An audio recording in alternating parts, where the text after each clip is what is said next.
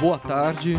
Mais um Arbitalks para nós, aqui promovido pelo Gótica Advogados. Quer dizer, o nosso compromisso, o compromisso do escritório em trazer conhecimento a respeito de arbitragem nos vários setores, para estudantes de direito, para profissionais, para aqueles que estão, ou seja, quem está só conhecendo agora ou que já tem alguma experiência.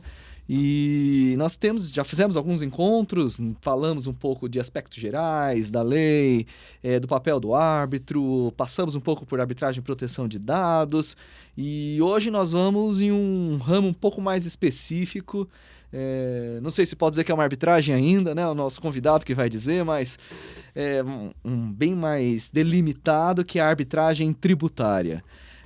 Ou o que nós podemos arbitrar em termos tributários. Muito bem, o nosso convidado é um professor de Direito, Ricardo Alessandro Castanha. Ele é doutor pela USP, mestre em processo civil pela Pontifícia Universidade Católica, professor do CELO, coordenador do curso de Direito da Faculdade de Bela Vista, enfim, um profissional aí completo, advogado atuante, fortíssimo, né, em bancas importantes aqui na cidade de São Paulo. E é um prazer, Ricardo, prazer enorme estar com você aqui. Boa tarde a todos, prazer é meu, Rodrigo. Primeiro agradecer aqui a oportunidade, a honra que eu tenho de participar do Arbitalks, agradecer a você e especialmente também ao Gótica Advogados, na pessoa do nosso querido Marcelo Gótic. E uma alegria realmente falar desse tema, um tema super importante, super tá na pauta, atual, né? Exatamente, muito atual, e que certamente devemos ter novidades sobre ele nos próximos meses, ou pelo menos nos próximos anos.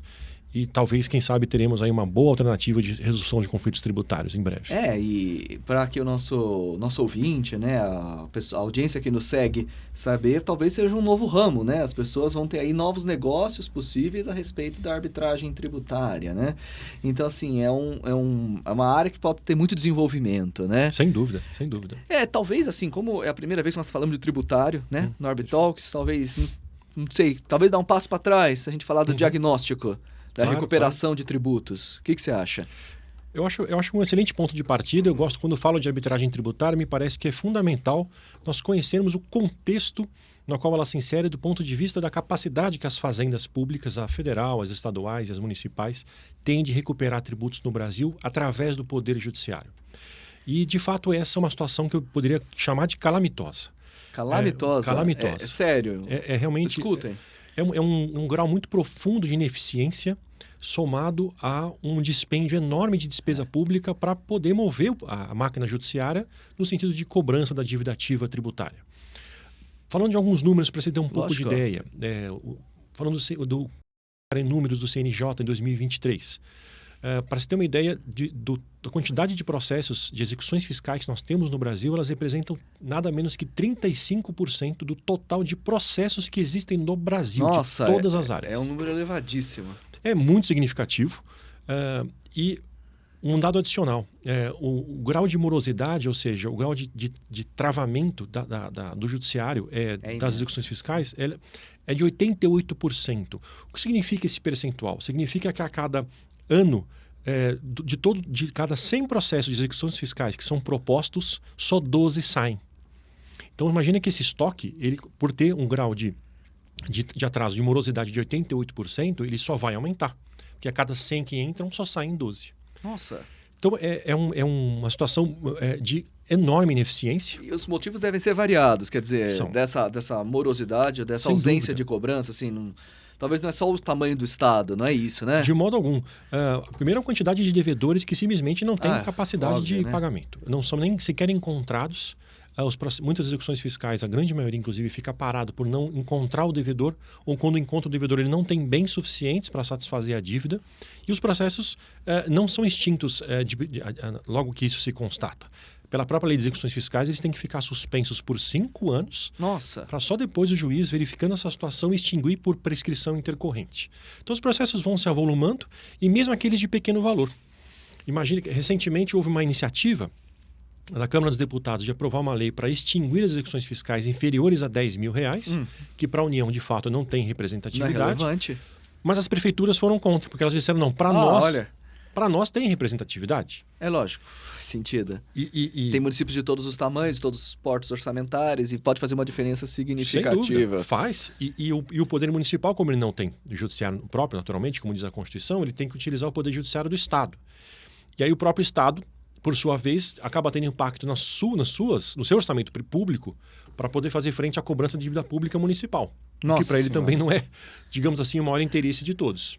Nossa, quer dizer, são vários motivos, é uma questão bastante complexa, né? Várias razões. E não sei, assim, mas o que parece, né, assim, quem ouve, né, assim, que a gente já falou de arbitragem aqui, né? Um ponto que são direitos patrimoniais disponíveis. Quer dizer, esse sempre é uma pedra de toque da arbitragem, faz total sentido. Quer dizer, e talvez para alguns se encontre um problema na arbitragem tributária devido à supremacia do interesse público, à indisponibilidade do interesse público, como quer que a gente chame. Perfeito. Como que você vê essa situação? Você acha que... Sim. Como se lida com isso? Esse é um ponto fundamental também quando a gente fala de arbitragem tributária e basicamente quando nós falamos de...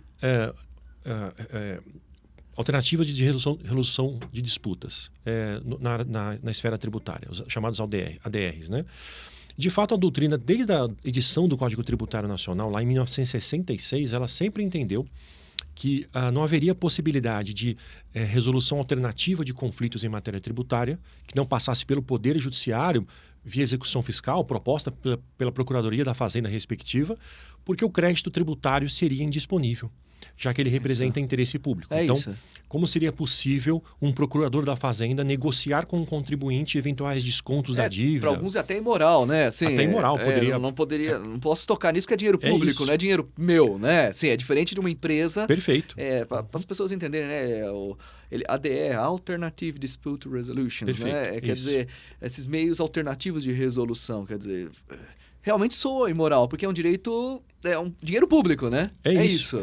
E poderia estar sujeito a todo tipo de pressões econômicas, políticas. Então, empresas poderiam, por exemplo, ou pessoas físicas, conseguir certos favores tributários via transação ou outros meios alternativos e poderia ter uma quebra importante do princípio da igualdade, que na seara tributária... Que é seríssimo. É seríssimo, é o princípio da capacidade contributiva, que é segundo o qual todos que têm condição de pagar devem pagar o mesmo tributo. Que é um dos pilares do sistema tributário. Sem dúvida. E é sobre ele que se constrói todo o nosso sistema tributário.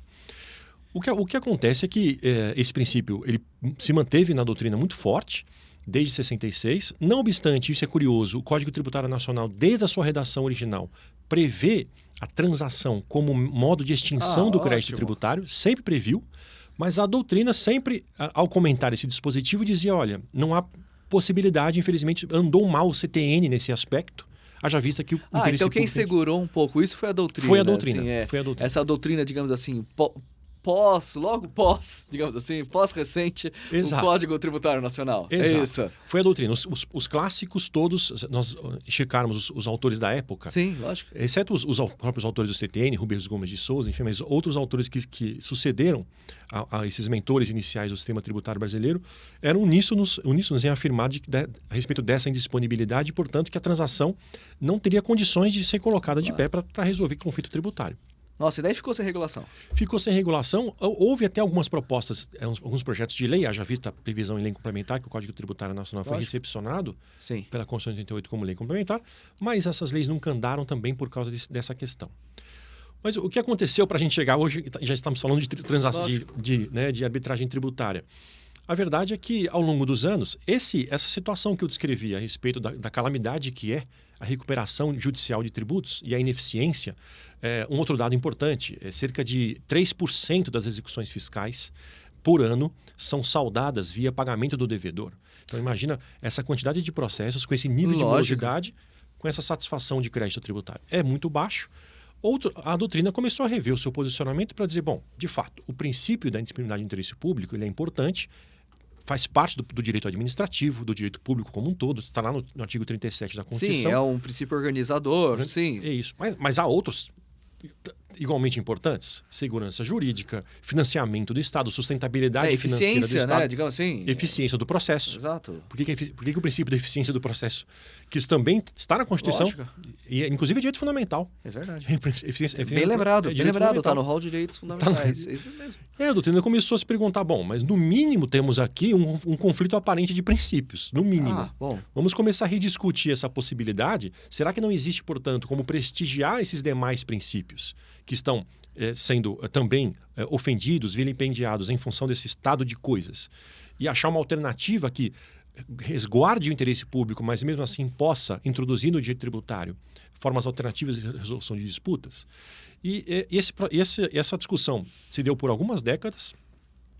A pressão financeira dos entes federativos certamente impulsionou muito essa discussão. Com certeza. Em especial no nível dos estados e municípios, cuja situação fiscal é bastante periclitante. Sim, com certeza. E aí a doutrina começou, novos autores, a doutrina começou a rever isso para propor que a transação, por exemplo, poderia ser regulamentada desde que dentro de certos limites para garantir o princípio da igualdade. Bom, isso finalmente, depois de muita discussão, foi feito, só que a arbitragem foi, a transação prevista lá no CTN desde 66 veio a ser regulada só em 2020. Nossa. Que dirá 2020. Quer dizer, 4 anos. Pois é, e apenas há 4 anos atrás, é muito nova. Pouquíssimo tempo. Mas, de fato, ela quebrou uma grande barreira, que é, esse princípio já não é mais um óbice intransponível para uma resolução alternativa de disputa tributária. Quebrada essa barreira, claro que a gente pode começar a falar de outras possibilidades.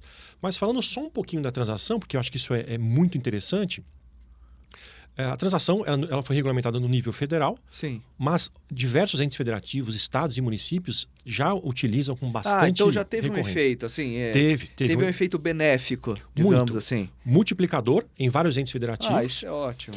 E, de certa forma, aqueles programas de refinanciamento que a gente via nas últimas décadas, os chamados refis, sim, eles tinham natureza jurídica de transação. Ninguém dizia muito isso. Mas por que ninguém dizia isso? Porque tinha baixíssimo nível de possibilidade de negociação com o contribuinte. Eles eram, digamos, por adesão. Sim. Olha, quem quiser parcelar, está aqui o número de parcelas. Era um pouco... As regras eram impositivas do jogo. Eram impositivas, era pegar ou largar, literalmente. Isso. A transação, não. A transação, pelo menos com a legislação federal, ela dá dentro de certos parâmetros previamente definidos pelo legislador para garantir a igualdade, ela busca identificar a capacidade de pagamento do contribuinte, também por critérios objetivos, e dentro dessa capacidade, o procurador da Fazenda tem certa margem de negociação para estabelecer quantidade de parcelas, até onde ele pode dar um desconto nas multas e nos juros, nunca no valor principal, que em tributário se chama anistia, pelo Código Tributário Nacional. E aí sim, essa prática se disseminou na União. Os estados, por exemplo, o estado de São Paulo agora acabou de publicar uma nova lei de transação que é muito baseada na lei federal. Com certeza. E deu muito certo. O estado de São Paulo agora, nos últimos 2-3 meses, arrecadou um volume impressionante de tributos atrasados, inclusive com a permissão de utilizar créditos tributários, precatórios e prejuízo fiscal. Nossa! No caso da União, prejuízo fiscal do imposto de renda. Então, isso dá alternativas para o contribuinte, para a Fazenda também, para recuperar os seus tributos. Quer dizer, talvez aí tenha se aberto uma porta para outros mecanismos também. É exatamente isso. Não sei se você concorda com essa leitura. É exatamente isso. Mas a arbitragem tributária seria diferente de tudo isso. Seria. Porque como que seria na prática? A arbitragem tributária, claro que aí vence essa barreira, começou a se falar também até de mediação tributária. Olha. Por exemplo, o município de Porto Alegre... Mas é uma realidade mais distante, né?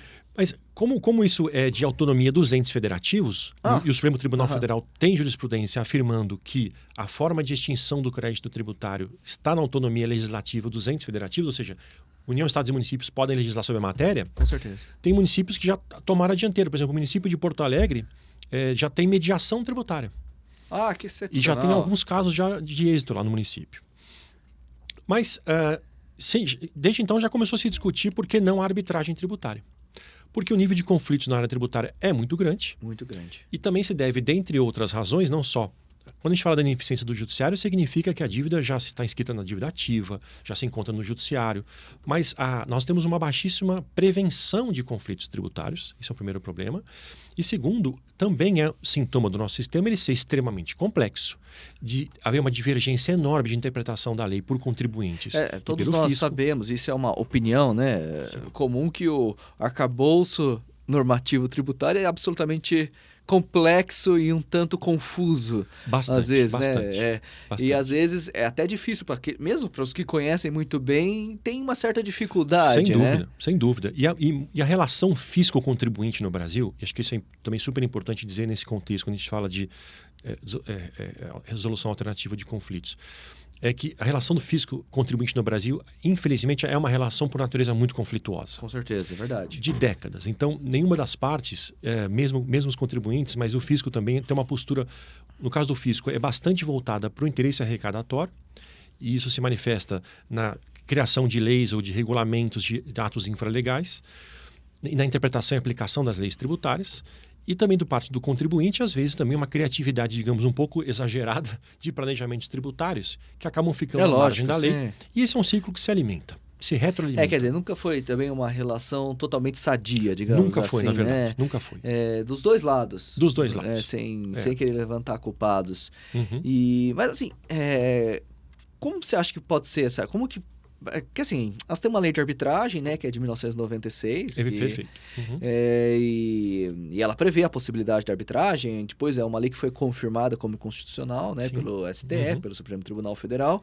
Quer dizer, a gente precisaria de uma lei também para regular a arbitragem tributária. Sem dúvida. Não só por ser uma matéria de direito processual, mas também por ser uma matéria de direito tributário. Exato. Assim, o interesse público é mais gritante ainda. Sem dúvida, sem dúvida. Aqui, pelo princípio da legalidade tributária, da estrita legalidade. A estrita legalidade tributária, como diz a doutrina, lá do 150, inciso 1, mas também do próprio artigo 5º, exige uma lei formal, específica do tema para que isso possa ser introduzido na seara tributária. Existe alguma coisa aí em andamento? Existe um projeto de lei.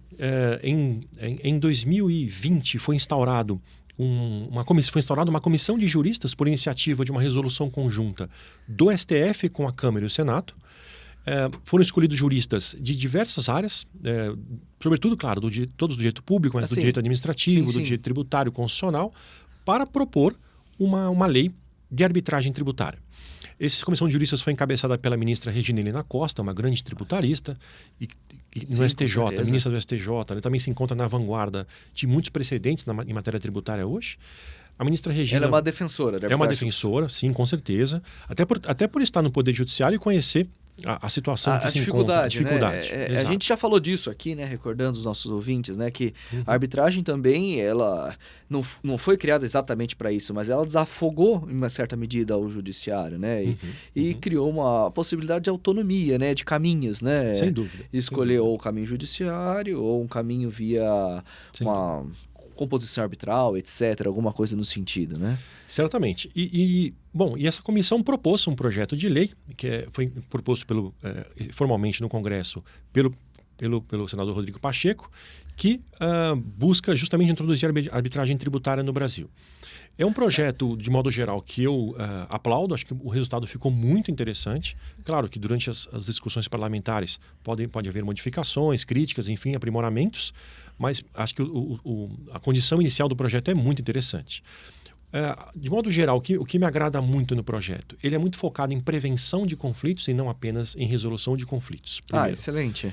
Eu gosto muito porque os conflitos em matéria tributária, eles ocorrem em diversas etapas da relação fisco-contribuinte. Não necessariamente quando o contribuinte deixa de pagar um tributo. Eu acho que as pessoas têm talvez uma má percepção aqui, né? Que é somente quando deixa de pagar que vai surgir a execução fiscal. Assim, o conflito é só aquilo.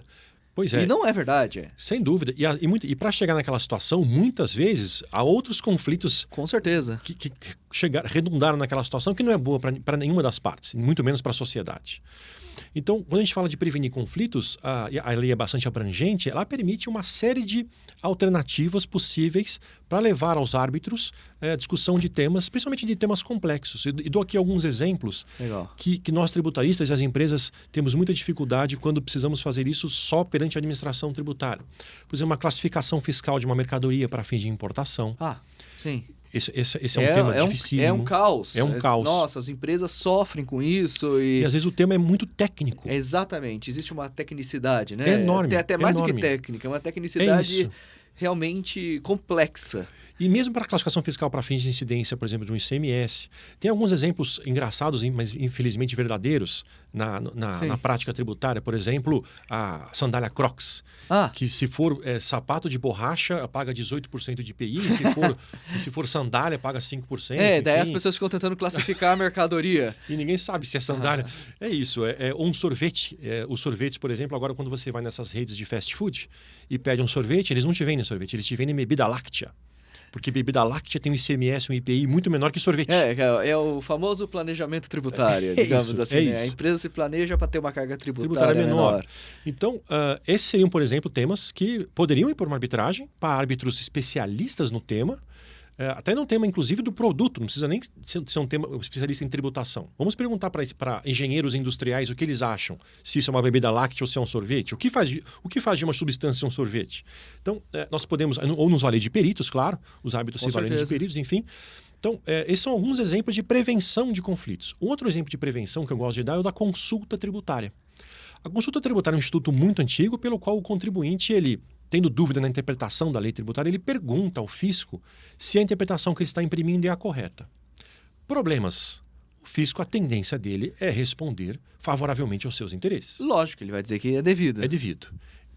Primeiro problema. Segundo problema, não há interação entre fisco e contribuinte nesse processo. Então, complexo. Você tem que preencher um papel, hoje em dia em forma eletrônica, mas enfim, é um formulário, expor o seu problema e esperar uma resposta. Seria muito interessante se houvesse uma interação para o fisco, entender qual é o planejamento tributário que o contribuinte deseja, nos mínimos detalhes. Há países, por exemplo, na Holanda, o planejamento tributário é combinado com o fisco, chama-se ruling. O contribuinte leva o seu planejamento tributário para o fisco antes de começar a executá-lo, debate com os fiscais holandeses, chegam ambos num termo bom, e o contribuinte, portanto, sabe que ao executar aquele planejamento nos estritos termos em que foi, né? Lógico, obviamente. Ele está livre de sofrer... É praticamente uma arbitragem. Quase uma arbitragem. É quase, sim. Obviamente falta a forma... Falta a forma, mas... Um terceiro, né? Digamos assim, né? O rito, enfim. Exato, mas é algo muito próximo já, muito próximo, muito próximo. Isso para prevenção de conflitos. E para resolução de conflitos, a lei também prevê. E aí nós temos no Brasil conflitos tributários de muita complexidade também. É verdade.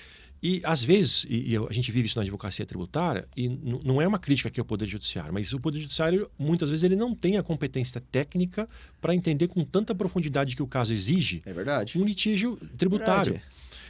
Até porque os magistrados, eles não são devotados apenas à área tributária, eles têm inúmeras milhões de competências. causas. Exatamente. Então, não é uma crítica. Na verdade, seria até interessante para todos que especialistas no assunto, como acontece no CARF, verdade, possam se debruçar sobre uma matéria tão técnica e tão específica. E aí, a lei, nesse aspecto, também é bastante ampla, no sentido de admitir todo tipo de matéria a ser submetida à arbitragem. Então, acho que esse, do ponto de vista geral, é o maior elogio que eu faço ao projeto. E acho também que o projeto é feliz, agora entrando um pouco mais em alguns temas específicos, ele consegue, na minha avaliação, permitir a arbitragem tributária e, ao mesmo tempo, resguardar a supremacia do interesse público ou a indisponibilidade do interesse público. Quer dizer, não existe esse conflito, Não né? existe. Por que ele faz isso? Porque ele coloca certas balizas para a arbitragem tributária que não existem na arbitragem, vou chamar assim, convencional. Sim. Que na convencional nem faria muito sentido, mas são balizas, me parecem, bem selecionadas para resguardar esse interesse. Por exemplo, que balizas são essas? Por exemplo, é preciso eleger como direito aplicável o direito material brasileiro. Sim. E faz sentido. Faz sentido, é a supremacia do interesse público. É isso, eu vou usar o regulamento do imposto de renda. Não vou usar, sei lá, da Inglaterra. Não dá certo. Não faz o menor sentido.